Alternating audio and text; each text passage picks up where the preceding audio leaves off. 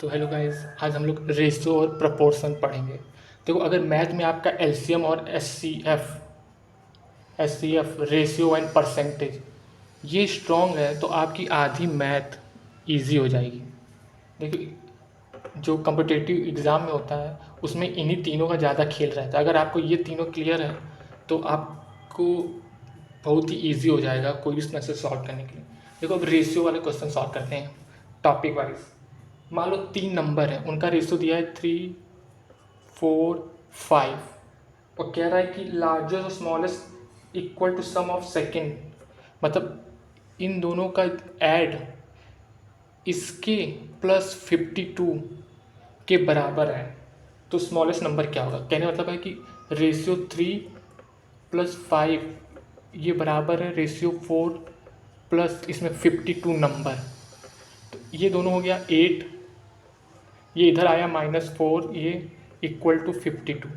तो 4 रेशियो बराबर है 52 के, 1 रेशियो बराबर होगा 1/13 के। तो अब पूछा है कि स्मॉलेस्ट नंबर, और स्मॉलेस्ट नंबर ये 3 है, रेशियो 3। तो 13 × रेशियो 3, जो नंबर आएगा 39 आएगा स्मॉलेस्ट। तो रेशियो में बस यही करना होता है, आपको पूरी वैल्यू से कंपेयर टू बस जो रेशियो दिया है उसी के थ्रू चलना होता है और आपका लास्ट प्रोडक्ट निकालना होता है। ठीक, तो हम एक अच्छा क्वेश्चन देखते हैं अब इससे। देखो, इस प्रॉब्लम में क्या कह रहा है कि 1980 रुपीज़ जो है वो ए बी सी में बांटा गया है और ये दे रखा है कि ए का हाफ, बी का 1/3 और सी का 1/6 बराबर है वैल्यू में। तो बी पार्ट हमको बताना है। तो देखो, इसमें क्या करो, पहले रेशियो बनाना है ए और बी और सी का। तो ए, बी और सी ये रेशियो हो जाएगा 2:3:6 ये, और हमको बताना है बी। तो 198 ये पैसे, ये कितना हुआ, इसको ऐड करो 11, इतना 11 1980 बनाता है। और बी कितना है 3, तो 3 कितना बनाएगा एक्स, यही एक्स बी होगा। तो इसको जब सॉल्व करोगे तो क्या होगा 180 × 3, एक्स की वैल्यू हो जाएगी, तो एक्स की वैल्यू इतनी आ जाएगी।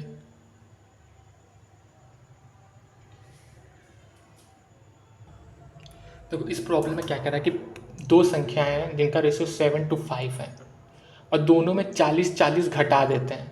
अब रेशियो 27 और 17 हो जाता है। अब एक चीज़ सुनो, मान लो दो संख्या हैं 20 और 10, दोनों में अगर 5-5 घटा दें तो कितना हो जाएगा 15, ये हो जाएगा 5। तो यहाँ पर भी डिफरेंस 10 है, यहाँ पर भी डिफरेंस 10 है, अभी भी डिफरेंस सेम ही है। जब आप दोनों में सेम चीज़ घटाओगे तो डिफरेंस पहले भी जो था वही अभी भी है।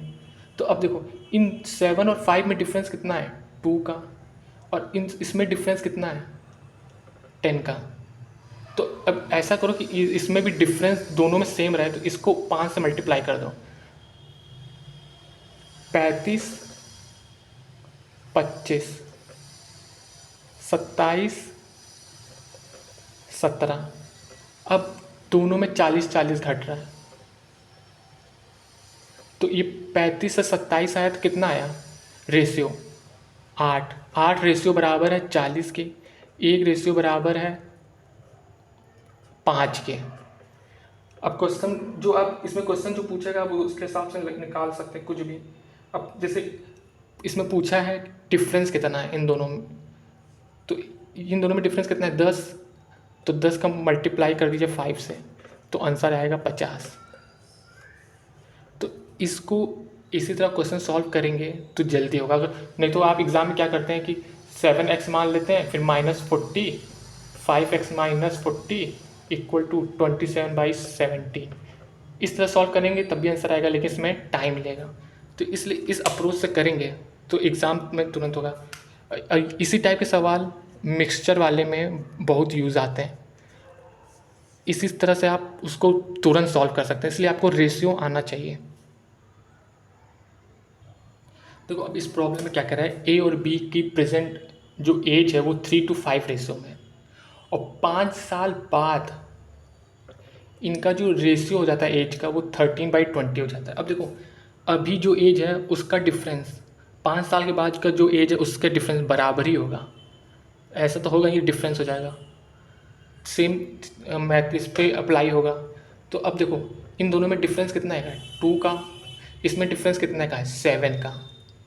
तो ये दोनों को बराबर करना है तो इसको 7 से मल्टीप्लाई कर दो, तो ये 21 35, इसको 2 से मल्टीप्लाई कर दो 26 40।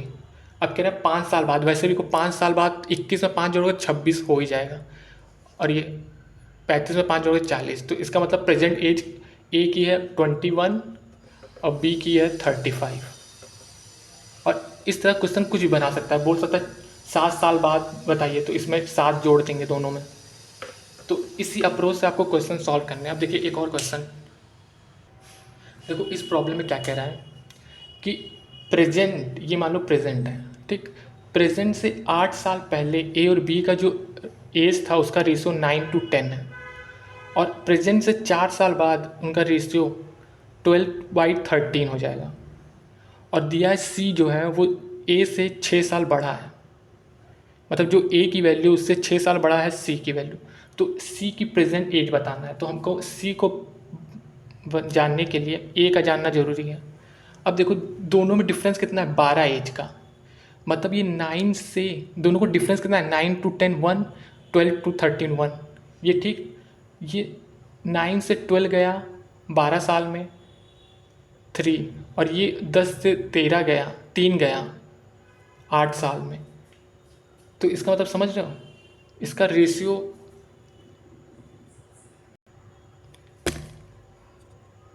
इसका मतलब है कि 3 रेशियो जो 9 से 12 गया 3, वो बराबर है 12 ईयर के। तो एक रेशियो बराबर है 4 ईयर के। हमको प्रेजेंट बताना है, तो अब इसको ए इसमें रख दो, 9 × 4 = 36। ये 36 है प्रेजेंट के 8 साल पहले, तो इसमें 8 जोड़ोगे 44। तो ए की वैल्यू है 44, तो सी की वैल्यू हो जाएगी 50। तो इस तरह आप इस क्वेश्चन को सॉल्व करोगे। देखो इस प्रॉब्लम में क्या कह रहा है, देखो the ratio of present age of mother and to the daughter is 7:1। After 5 years the ratio will become 4:1। What is the difference in their present as.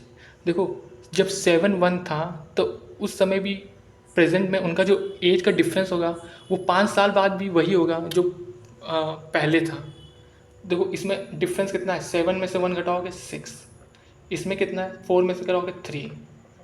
अब तो इसको हमको बराबर करना होगा, तो इसको 2 से मल्टीप्लाई कर देंगे, तो 7:1, इसको 2 से मल्टीप्लाई करेंगे तो ये 8:2, 5 ईयर 5 साल बाद ये +5 है, तो रेशियो 1 बराबर है 5 के। और ये प्रेजेंट एज ये था, तो इसको जब मल्टीप्लाई करेंगे 5 को, ये 37, ये हो जाएगा 5। मदर की एज 35, डॉटर की 5, और एज का डिफरेंस हो जाएगा 30। तो ये आपका आंसर हो जाएगा। तो अब देखिए ये प्रॉब्लम है, इसको आप खुद से कीजिए और कमेंट में आंसर बताइए इसका आंसर वैल्यू क्या होगा। Thank you.